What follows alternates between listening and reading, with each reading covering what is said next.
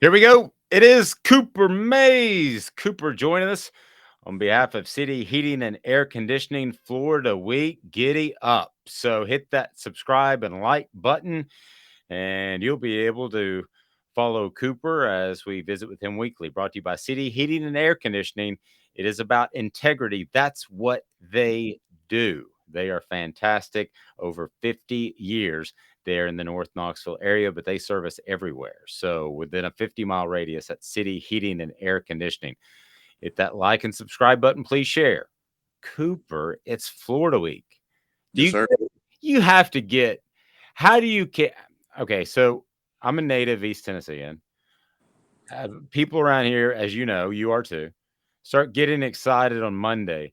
How do you manage the excitement level, excuse me, not to peak too early in the week?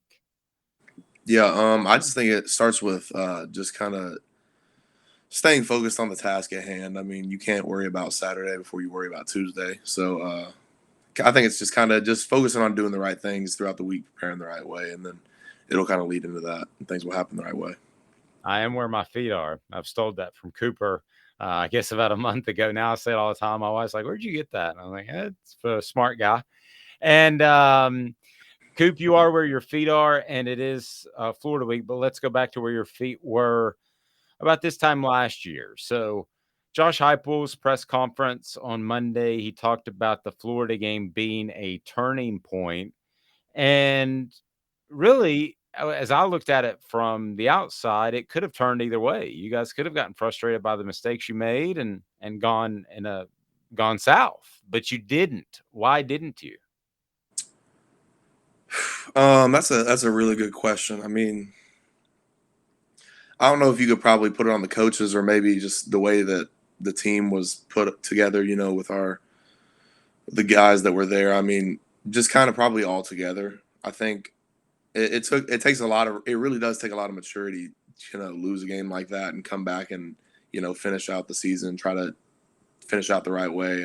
You see a lot of teams when they go off track early in the season or have a bad loss or something, they'll kind of just concede to the rest of the season being bad. But our coaches basically preached to us that we could take it one of two ways. Basically, you could either quit and just act like the whole season was over, or you could bounce back and fight to make the best out of the situation that we were in.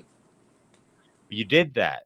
When did you get a sense after that game that this was going the right direction? Did it take the following game, or did you feel like coming out in practice on Monday that, hey, everybody's attuned, let's go? Um, I would say just being able to go out there the next week and perform at a high level. I mean, anytime you put good stuff on film, it makes you feel a lot more comfortable and confident in yourself. So if you go out there and play like you're down in the dumps and like the season's over, you're not going to get any confidence from that. You're going to get embarrassed and you're going to get beat, and it's going to lead to you being even worse. So if you're mature enough to go out there and play the next week, like like every week is a different ball game and everything, then you'll put good stuff on tape, and it's all about getting better every day and every game. So just putting better things on tape and just building on those things for sure. Cooper Mays brought to you by City Heating and Air Conditioning. Cooper, it has been fantastic to join us from week to week, and City Heating and Air Conditioning is fantastic when it comes to HVAC service. Again, integrity. That's why they've been in business for over 50 years. There's a lot of HVAC trucks driving around, but they don't have the integrity of City Heating and Air Conditioning, so you know things are taken care of and taken care of at a fair price. Coop, being a local guy, what was your first memory of the Florida series, the Tennessee Florida series? Probably I would probably have to say the big game when it was Tebow versus Eric Berry. Like those were the two big names. So Yeah. I I remember that big hit that happened, down in the red zone. That was pretty. That was probably the first time I ever remember seeing something like vividly in my mind about it for sure. Was that one of your first football memories altogether or just Tennessee, Florida? Yeah, definitely. Any of those games that I like, probably that early. That's probably the first football memories I'll ever, have in my mind. That's I didn't even really. I think I was bigger on like we played baseball and soccer growing up, so football didn't come till a little bit later. Well, that's why you have such great feet. There you Bingo. go. Yeah, There you go. that was looking out for you. Um, Bingo. as far as any other memories being a local guy from the Tennessee Florida game, is there anything else that stood out even before maybe you were a player? I remember there was a that year that we were down at home. We wore the Smoky Grays, and I think it was checkerboarded out or something. We were down like 20 points, 21 points, something like that. At like right before the half or at halftime or something, we kind of battled back and ended up winning the game. That's probably my favorite Tennessee Florida memory. As far as this Florida football team, when you look at them, what do you see? Because you have seen just the huge spectrum of defensive approaches. You've seen guys drop, you've seen guys attack and twist and stunt and pressure. So, what do you see out of this group out of Florida?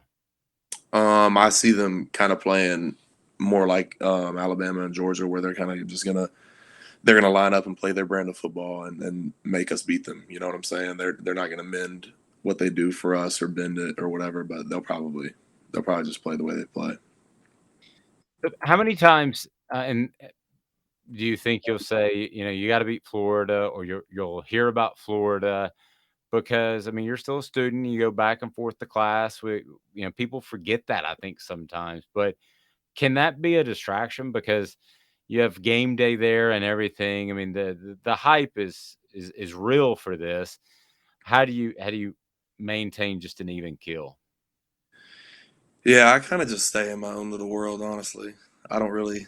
I mean, I'm on social media. Like I'm not gonna sit here and act like I don't have a phone or anything. Like I'm on social media, but if you know me as a person, if you were ever around me, you'll notice that I'm pretty unfazed by a lot of stuff in life. So people talking like that, I don't. It doesn't really matter to me. Um, Cooper, Josh Heupel at his press conference seemed incredibly confident. Was even kind of joking with the media. He asked where one reporter was, and that sort of confidence. How strong is that among this team? Yeah, I think it goes. Everything you look in life, it kind of you look in like business and everything. It kind of everything goes from the top down, or it should if your programs run the right way. Um, so I mean, just having a coach out there that believes in you and believes in us, um, there's nothing else that builds your confidence up more than that. So yeah, just finding that confidence from him and then carrying it on over onto the field. Let's look back to Akron. It got chippy. Why did it get chippy?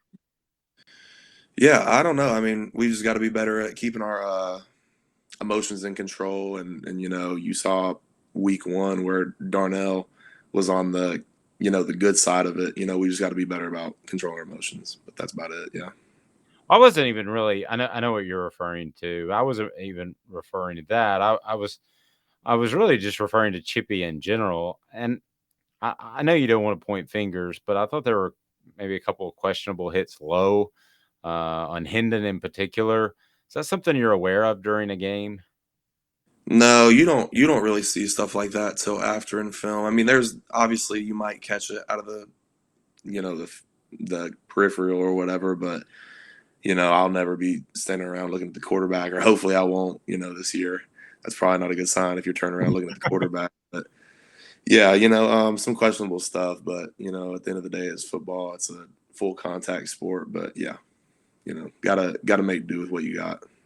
How excited are you for Jalen Hyatt? I mean, here's a guy that, admittedly, man, he's been I sometimes feel like he's visiting with a counselor or a therapist when he's at a press conference because he talks about how last year he was down on himself and now he's turned that all around. It's just such a cool story. Yeah, and that starts with your preparation in the off season, especially for Jalen.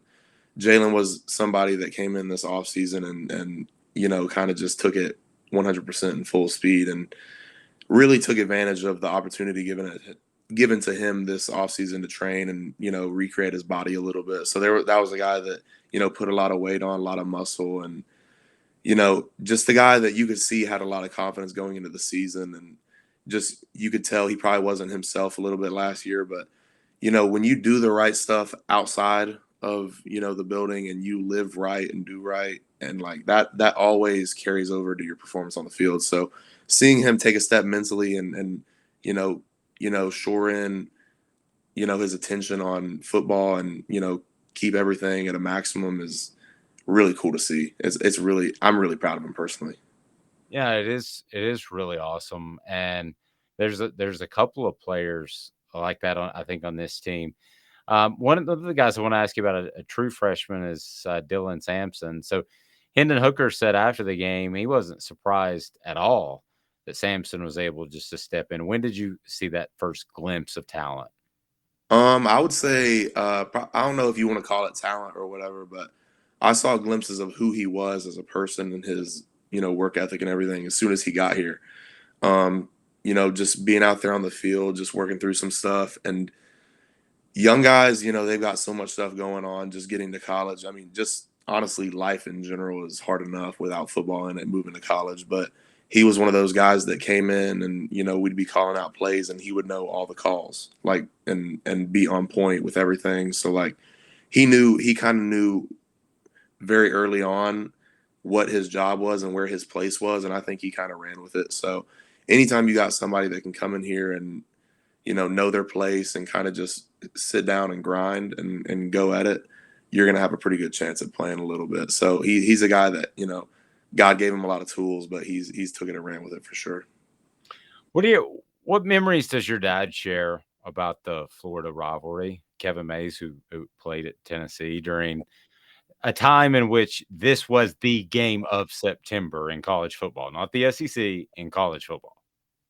Yeah, he hasn't told. I don't remember him ever really telling me much about like stories from the actual game, perhaps, but I remember him talking about going down to Florida Stadium, and I think even back then, it is now, but even back then, I think the student section is right behind our bench. So he said, I mean, he said some crazy stuff that was happening while, I mean, they'd be playing and they'd be throwing like liquor bottles, and like these are full glass bottles and they're just throwing them at the down onto the field at the player sitting on the bench. Just like talking about how crazy of an environment it was and how just terrible the swamp was in general. That's probably the main thing I got from it. But I don't remember him saying anything very much about the actual game though. In terms of your home field environment, now that you've been able to see it a couple of times with the lights and all that, how strong is that? How nice is it to be at home with the kind of atmosphere that's been created by this athletic department, the fans? Yeah, I would say it's amazing. I mean, really, if you look at like Neyland Stadium or just like the Tennessee fans and everything going on here, it's just top notch. And to have a fan base that's just as passionate as the players and the university about the football and everything, it creates like a perfect game day experience. So I like the renovations they did to the stadium. It looks pretty in there. Honestly, Neyland Stadium used to be just like a huge coliseum. Now it kind of looks like a venue. You know what I'm saying? It looks a little bit more like an attraction, I guess, or an event. So I don't know. I'm really happy about where everything's been going. Honestly. Talking to Jacob Warren, he said that the town just might catch on fire if you guys beat Florida. What do you think the reaction will be like? Yeah, I mean, I probably second what he said. That's about as good as it gets. I'd say basically this whole town will be on fire. He also talked about his legacy that he wants to beat Florida before he leaves Tennessee. How important is that to you?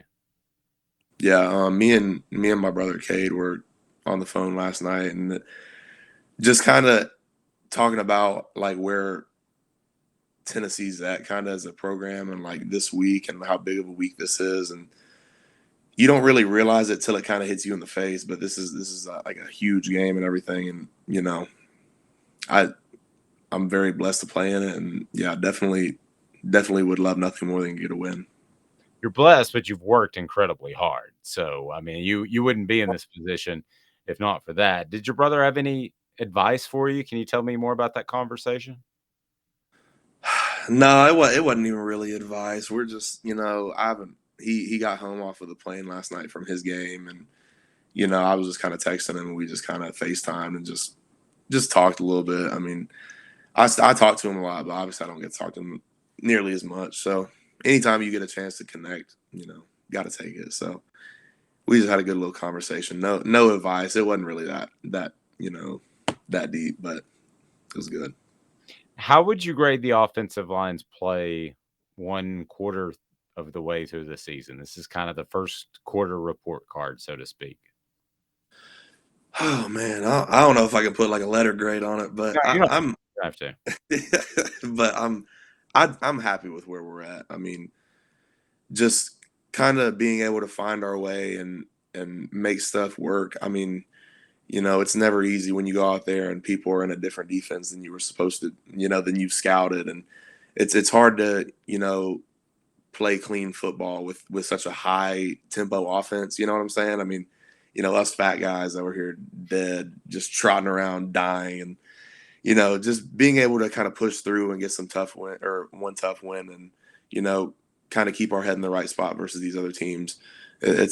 I'm pretty happy with where we're at. We just got to keep building. Gerald Mincey played at Florida and he's a teammate now with Tennessee after the transfer. It's so weird that guys are able to move like that. I know it's a totally different coaching staff, but can he provide any insight into specific players? I mean, yeah, he definitely has went against probably a lot of their D linemen in practice, so he can probably tell tendencies and everything. But like you said, it's a new coaching staff and everything, so you can't bank on a lot of stuff being the same. If you look at our team, it's probably everything's completely different. So yeah, you can probably get a little bit of insight, but you just got to do what you got to do, film studies and watch the previous games, and you'll figure out who you're playing against. So earlier on, you'd mentioned your first memory of football, which was the Tim Tebow hit from Eric Berry. How long do you think you'll remember this game if you guys are able to pull it off? Are we telling grandkids about this one day? Yeah, I mean, I'm sure. I mean, I remember everything from high school football. My dad remembers his high school football, so I mean, there's definitely no doubt in my mind that I remember a game like this, no doubt. What is your favorite or biggest win, high school or college, to this point?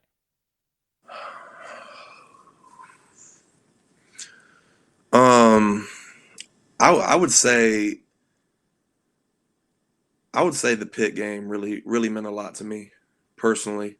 I don't know if everybody else feels like that, but I really it had a really special kind of impact on me because me being a Tennessee fan, games like that I feel like in the past have sometimes not really gone our way, and when it gets down, into spots like that, sometimes it doesn't go our way. So just for us to kind of pull one out on the road against a big time opponent with a game that kind of went down to the wire, it was that's probably one of my favorite memories.